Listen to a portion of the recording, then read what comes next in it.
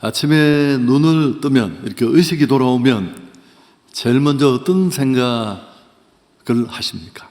저의 경우는 고민이나 걱정거리가 먼저 찾아옵니다.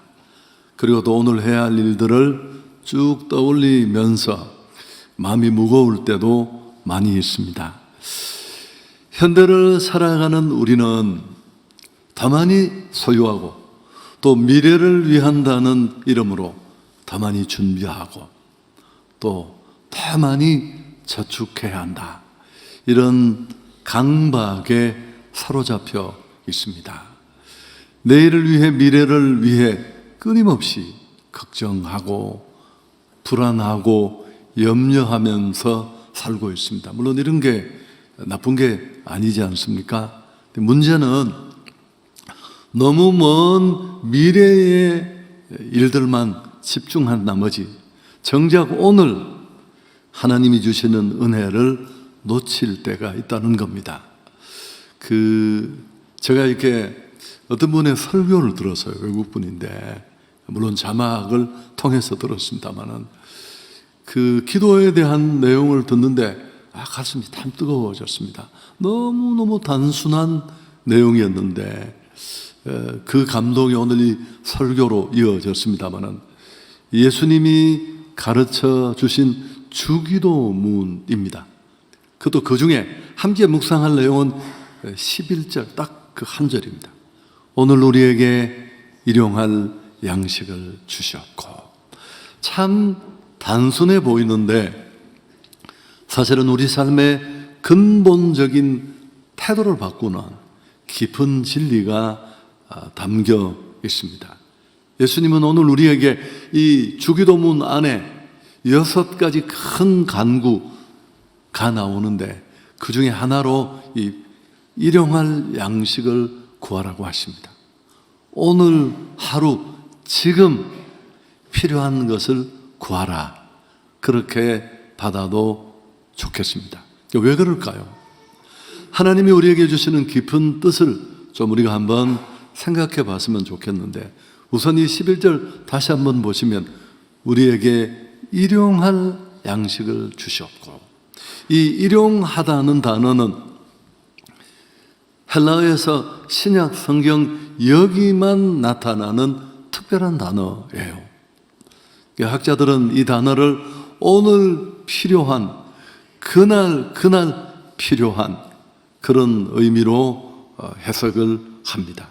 물론 일용할 양식이라고 하니까 음식만 생각할 수 있습니다만 그렇지 않습니다. 하루를 살아가는 데 필요한 모든 것들을 포함합니다. 의식주는 당연하고 건강, 평안, 관계, 사랑, 일, 쉼, 이 모든 것들을 포함하는 전 포괄적 개념입니다.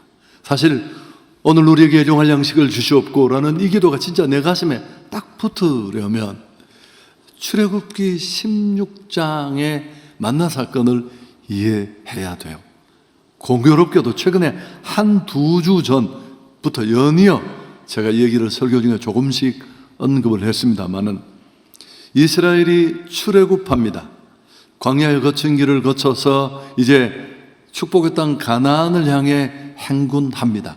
광야는 말 그대로 별로 있는 게 없고 모두가 부족한 결핍이 난무하는 곳입니다. 그들이 광야에서 줄이고 굶주렸을 때 하나님은 그들의 외침을 듣고 하늘에서 만나를 내립니다. 그들이 머물고 있는 그 진 가야 아침마다 만나를 충분히 내려주셔서 먹게 하셨습니다.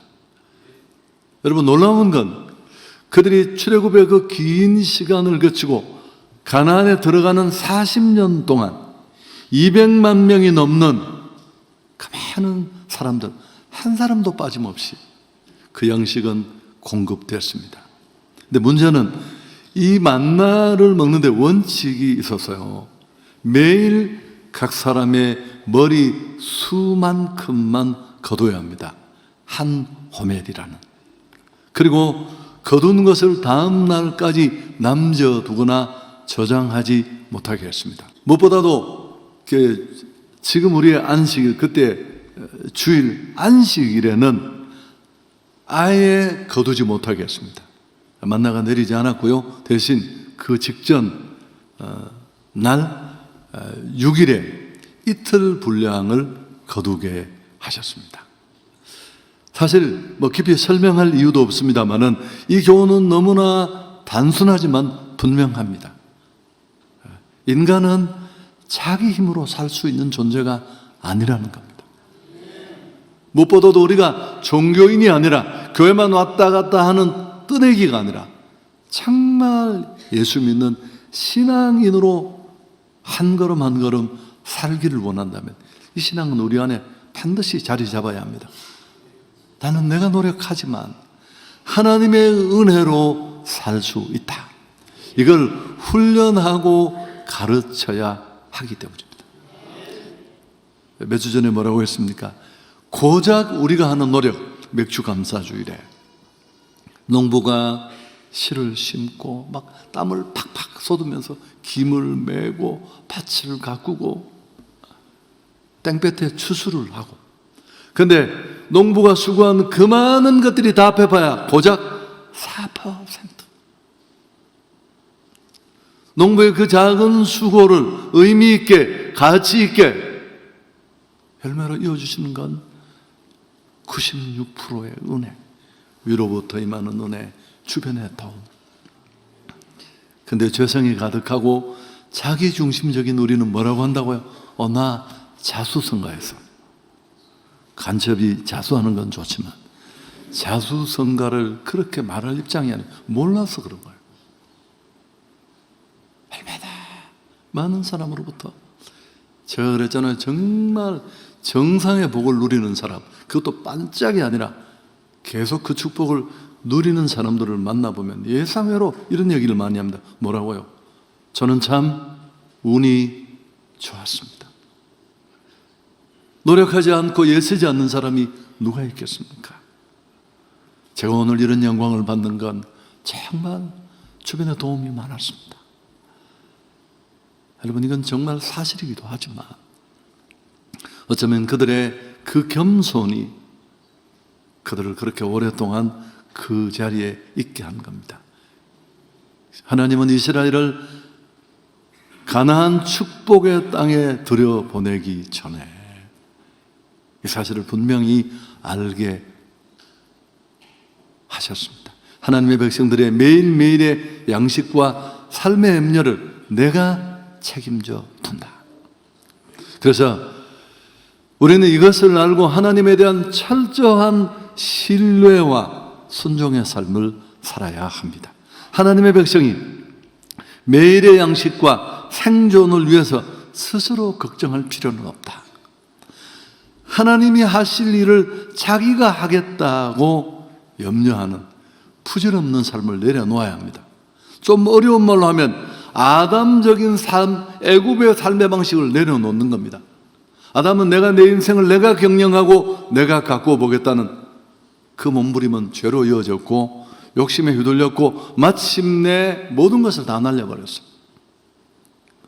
우리는 이런 훈련을 통해 다시 하나님을 온전히 인정하는 그런 삶으로 나아가게 됩니다. 매일매일 하나님이 채워주심을 믿고 하나님 말씀에 순종하라는 것입니다. 우리의 행복은 창고에 쌓아둔 양식이 아니라 일용할 양식이라는 것, 지금 매일 주어지는 은혜라는 것을 교훈합니다. 앞에도 말했지만 만나는 하루도 멈추지 않았습니다. 매일 공급되었고 200만이 넘는 사람이 40년이라는 긴 기간 동안 계속되었습니다. 우리가 섬기는 그 하나님이 얼마나 신실하신 하나님인가 보여주는 결정적 증거인 줄 믿습니다. 만나는 하늘에서 내리는 신비로운 것입니다. 그렇지만 우리가 먹어야 하는 그날 매일의 양식이었는데 무엇보다 아침마다 귀찮더라도 번거롭더라도 오늘은 일어나기 싫어. 그래도 일어나고 장막을 열고 나가서 거두어야지만 얻을 수 있는 양식이었습니다. 여러분, 이건 오늘 이 양식은 음식만을 말하지 않습니다. 내가 오늘이라는 이 지금이라는 하루를, 닥친 이 상황을 살아낼 수 있는 은혜, 청량을 말하는데, 그렇다면 과거에 받은 은혜는 과거의 필요일 뿐입니다. 산에서 자기가 막 기도를 2달 했는데 막 머리에서 연기가 나고, 그거 옛날 얘기예요. 저도 맨날 주암산에 청년 시절에 막 한겨울에 이가 덕덕덕 부딪히는데, 그러면서 또 한 번 하니 비닐봉지 안에서 쭉 했더니만 달걀 귀신처럼 됐다. 그럼 그때 얘기해요. 너무 힘들고 죽을 것 같아서 막 매달렸던 절박함, 기막힌 상황이 있었고, 그 상황을 뛰어넘게 하는 은혜는 줄 믿습니다. 그렇다면 오늘에 필요한 은혜는 오늘 받아야 합니다. 우리에게 일용할 양식을 주시옵고 라는 건 그런 내용입니다. 오늘의 은혜를 구하라는 뜻입니다. 사실은 오늘 우리에게 일용할 양식을 주시옵고 라는 이 짧은 강청은 깊은 의미를 메시지로 담고 있는데요, 하나님의 공급 방식이 어떠한지를 보여줍니다. 하나님은 우리가 매 순간 하나님을 의지하며 살기를 원합니다. 부부도 그렇잖아요. 막 어려울 때 리어카 밀고 연탄 배달하고 했는데 잘 사니까 신랑 밖으로 돌고 아내는 아내대로 칠락발락, 아이들은 다 상처받고 있는 건 돈뿐이고, 그게 뭐가 부자입니까? 그게 무슨 잘 사는 삶입니까? 그때 어떤 생각을 할까요? 그래, 예전에 차라리 우리가 힘들 때 손맞잡고 밤을 새워 기도하던 그때가 더 좋았어. 신앙도 그렇습니다. 주신 것에 코박고 혹하지 말고 주신 일을 바라봐야 할 줄 믿습니다. 내가 누구인지, 내가 어떤 은혜를 받았는지,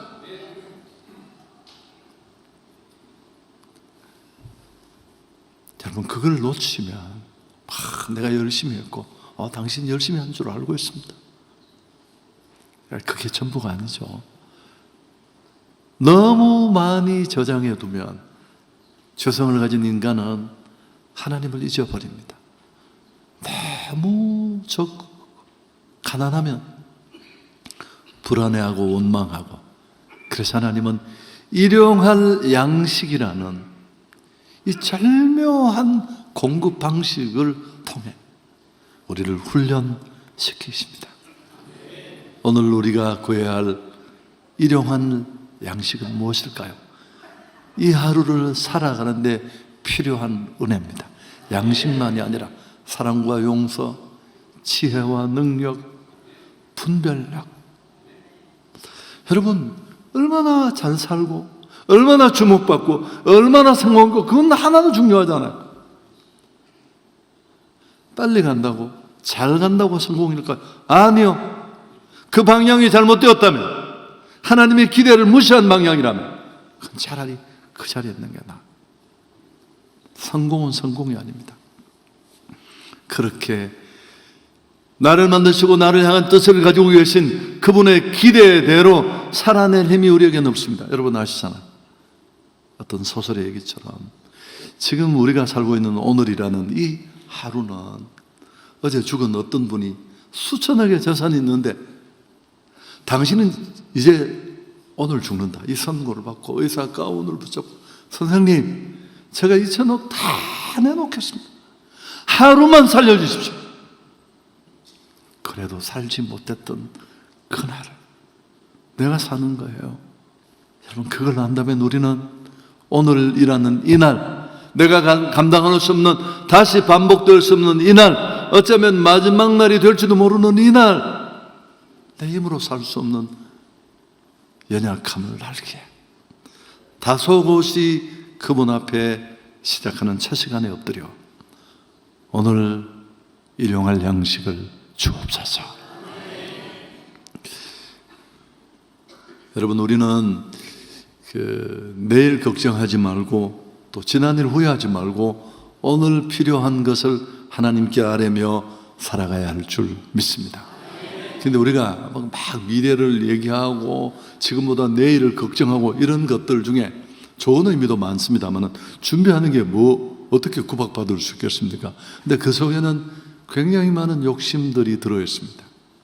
성경은 탐심은 우상 숭배라고 했습니다. 골로새서 3장 5절 뒷부분에 탐심은 우상 숭배다. 더 많이 가지려는, 지금에 만족하지 못하는, 오늘에 주신 것을 감사하지 못하고 더 많은 것을 바라는, 하나님보다 물질을 의지하고, 인간은 받은 은혜라도 축적되면 거기 기대려고 해요. 그래서 작을 때 오는 시험은 별거 아니에요, 여러분. 그건 견디면 돼요. 금식하고 버티면 돼요. 그러나 정상에서 주목받고 누리고 가졌을 때 오는 시험은 훨씬 강도가 세요. 하나님 잃어버리고 사람 다 잃어버리고 교만투성이에 오만한 괴물 하나만 있을 뿐이에요. 신앙은 껍데기뿐이고 내일을 위해 과도하게 준비하는 그 저축 속에도 그렇습니다. 하나님을 향한 신뢰를 잃어버리고, 제가 그랬잖아요. 막 노후 걱정 아침에 계산하고 있었더니 하나님이 기도하는 중에 제 마음에, 나는 네가 목사고 내 나라의 사람인 줄 아는데 네 나라 사람이다. 제가 화들짝, 무슨 말씀을 그렇게 하십니까 하나님? 너 계산 세게 하더라야. 그래서 내가 그런 게 아니고, 하나님 제가 은퇴 때가 많이 남지 않아서 혹시 제 부족한 준비가 교회에 누가 될까 싶어요. 야 임마, 아무것도 없는 네가 계획하고 고민해서 여기까지 왔냐? 아닙니다. 은혜로 왔습니다. 하나님이 한마디 하셔도, 야 임마, 내가 네 노후다. 여러분 정말 제가 계획해서 온 거 아니거든요. 매번 하나님 은혜를 주십시오.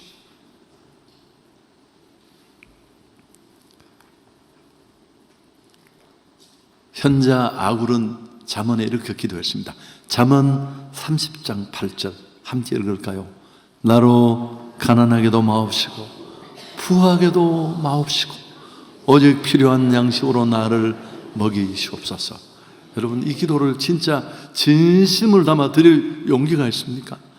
1절은 되지만 뒤에는 어려워요. 하나님이 없는 어떤 것도 의미가 없으니까요. 만족의 비결이 뭘까요? 빌립보서 4장 11절에 바울은 고백합니다. 내가 궁핍함으로 말하는 것이 아니니라 어떠한 형편에든지 나는 자족하기를 배웠다. 진정한 만족은 많이 가져서 오는 게 아닙니다. 지금 내가 불편하고 부족하고 내 봉급이 충분하지 못해서, 아니요. 지금 멈춰야 합니다. 오늘 지금 하나님이 주시는 것으로 만족하다는 믿음이면 충분합니다. 지금 감사하고 지금 만족하면 우리는 언제나 만족할 수 있습니다. 우리가 만족하지 못하는 가장 큰 이유도 아시죠? 자꾸 비교하는 거예요. 하나님의 오늘 일용할 양식을 주옵소서라는 그 기도 속에는 하나님이 내게 주신 지금의 것으로 만족하며 살라는 의미도 들어있습니다. 오늘 우리에게라는 표현도 좀 설명하고 지나가면, 우리에게라는 건 사실은 공동체적인 의미를 가지고 있습니다.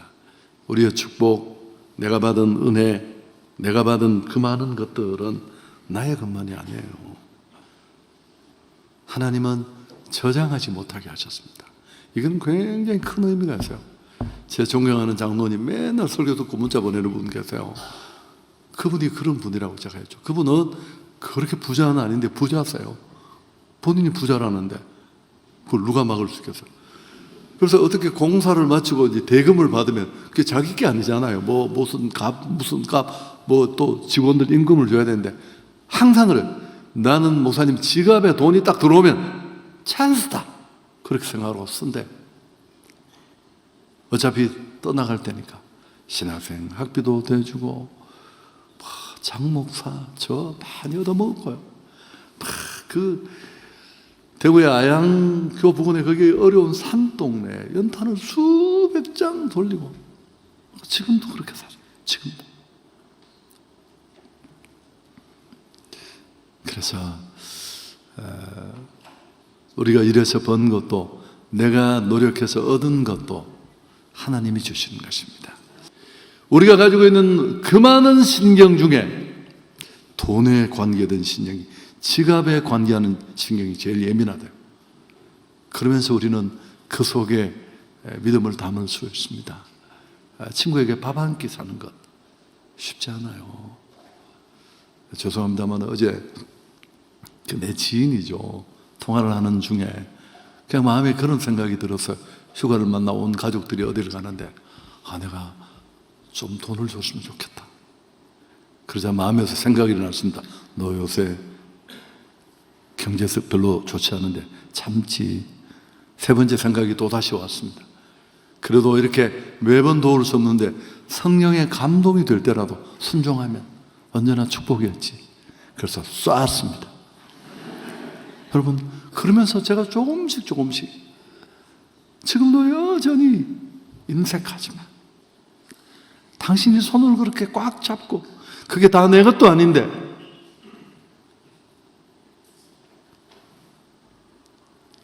여러분, 죽을 때 자식에게 20억씩 나눠주면 어떨까요? 아니 200억씩 나눠주면 어떨까요?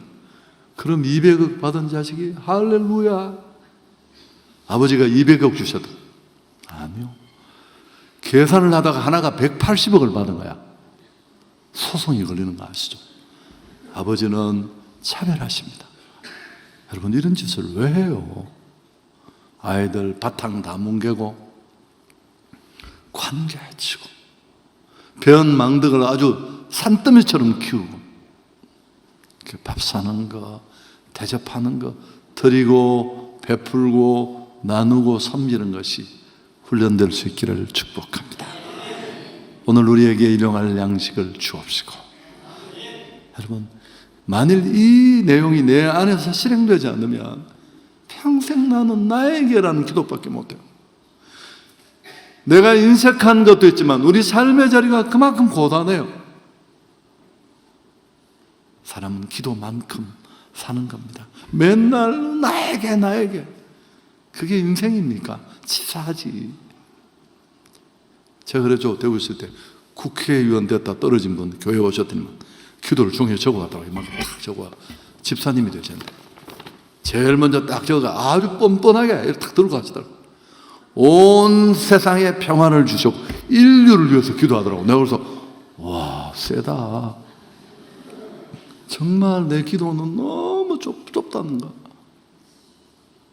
이 지구촌을 끌어안고 한번 기도해 보셨습니까?